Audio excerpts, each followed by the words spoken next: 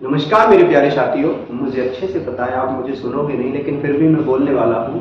खासकर class 10th और 12th वाले मेरी इस वीडियो को पूरी देख ले। आपके नंबरों जब आप पेपर हल करेंगे तो नंबर आपके अवश्य बढ़ेंगे, ये मैं वादा देता हूँ। बात पहली आपने देखो, मैं आपको पहली बात बता दूं कि समय अल्प बचा है। अभी आपके पास केवल जनवरी बची है। इसमें भी आपके प्रैक्टिकल असाइनमेंट वगैरह आपके जमा होंगे, प्रैक्टिकल भी होने 12th वालों के। तो आप लोग करें क्या, जितना आपने पढ़ लिया है अब अतिरिक्त मत पढ़ो। आप अब अतिरिक्त बिल्कुल मत पढ़ो, नया कुछ भी मत पढ़ो। केवल जितना पढ़ लिया उसी को रिवाइज कर लो, टॉपिक वाइज रिवाइज कर लो। नहीं तो आपके सामने समस्या आएगी कि जब हिंदी पढ़ोगे तो अंग्रेजी की याद सताएगी, और अंग्रेजी पढ़ोगे तो फिजिक्स की सताएगी, फिजिक्स पढ़ोगे तो केमिस्ट्री सताएगी, और मैथ आपको सोने नहीं देगा। फिर आप एक ही डायलॉग बोलोगे, किस किस को कहिए, किस किस को रोइए, आराम बड़ी चीज है, मुंह ढकिए और सोइए। ठीक है ना। तो इस चीज से हमें बचना है। अब इससे बचने का एक आसान तरीका है कि जितना आपके पास मैटर है उसी को फोकस करके अपने दिमाग में हृदयंगम करिएगा, दिमाग में उतारिएगा। अब बात आती है कि मान लो आप एग्जाम देने गए तो मेरी स्ट्रिक से आपके 10 या 15 नंबर बढ़ने वाले हैं। वो कैसे बढ़ने वाले हैं कि जैसे ही आपको पहले अंदर जाएंगे एग्जाम हॉल में तो आपको कॉपी मिलेगी, कॉपी पे आप अपनी एंट्री सावधानी पूर्वक कर लीजिएगा। जैसे ही आपके कॉपी पे एंट्री हो जाएगी उसके बाद आपको पेपर पढ़ना नहीं है। यदि मान लो आपको पेपर मिला और अगर आपने पेपर पढ़ लिया तो दो वक्तव्य आएंगे, या तो पेपर सरल होगा या पेपर कठिन होगा। देखो, पेपर का सरल और कठिन कुछ नहीं होता है। यदि पढ़ा हुआ आ गया, जो हमें याद है वो आ गया तो पेपर सरल हो गया, जो हमें कम याद है या याद नहीं है वो आ गया तो पेपर कठिन हो गया।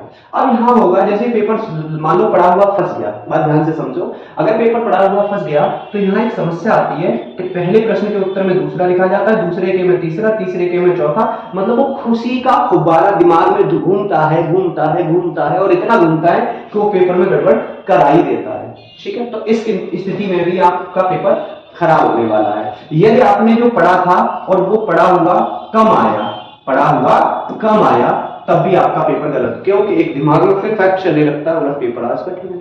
तो जो सरल प्रश्न थे, जो आपने पढ़े थे, याद थे, वो भी छूटेंगे, श्योर छूटेंगे। इसलिए दोनों ही स्थितियों में आपको पूरा पेपर नहीं पढ़ना है।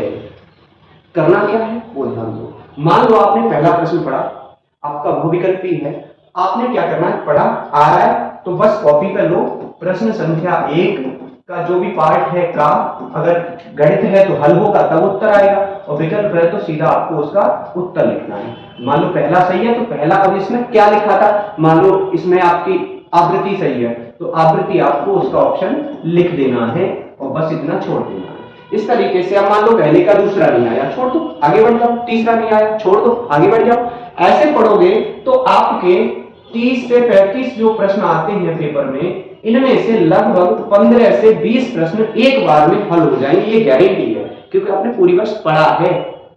आप केवल दीवारें फलांगने नहीं गए हो, आप केवल मौज मस्ती करने नहीं गए हो, आपने केवल Insta, Facebook, WhatsApp, Twitter setting में ही समय नहीं लगाया है। समय बेटा जरूर आपने किताबों को भी दिया होगा, और जब आप किताबों को समय देंगे तो निश्चित है आपको किताबें कुछ न कुछ देंगी जरूर। तो आपके इस तरीके से 15-20 क्वेश्चन सही हो जाएंगे। अब बात करते हैं कि 15-20 सही हो गए, अब जो बच गए तो 1-2 प्रश्न ऐसा जरूर आता है जो हमने हल कर लिया, उनसे रिलेटेड होता है तो हमारे दिमाग पे जो पूरा पेपर का प्रेशर था, एक नई ऊर्जा आ जाती है पेपर करते ही करते। कौन सी ऊर्जा नहीं आती है? वो ऊर्जा ये नहीं आती है कि आज तो पेपर ठीक हो गया तो कुछ और दिमाग चलता है। दिमाग जब और चलता है, व्यक्ति और बच्चे का दिमाग शैतान होता है। जब ये दिमाग बहुत तेज चलता है तो फिर उसमें से 5 से 6 प्रश्न फिर से आपके हल हो जाएंगे, 5 से 6। अब आपके 30 के आसपास प्रश्न हल हो गए, अब आपके 4-5 बच गए, तो उसमें रिलेटेड क्वेश्चन से मिलता हुआ प्रश्न संख्या पेपर वाली डालो, और जो उसके बारे में आप जानते हो, जैसा भी जानते हो, लिख के आओ। आपको लाडे पे छोड़ना नहीं है पेपर में कुछ भी, खाली कॉपी पे नंबर कोई नहीं देगा, ये ध्यान रखना।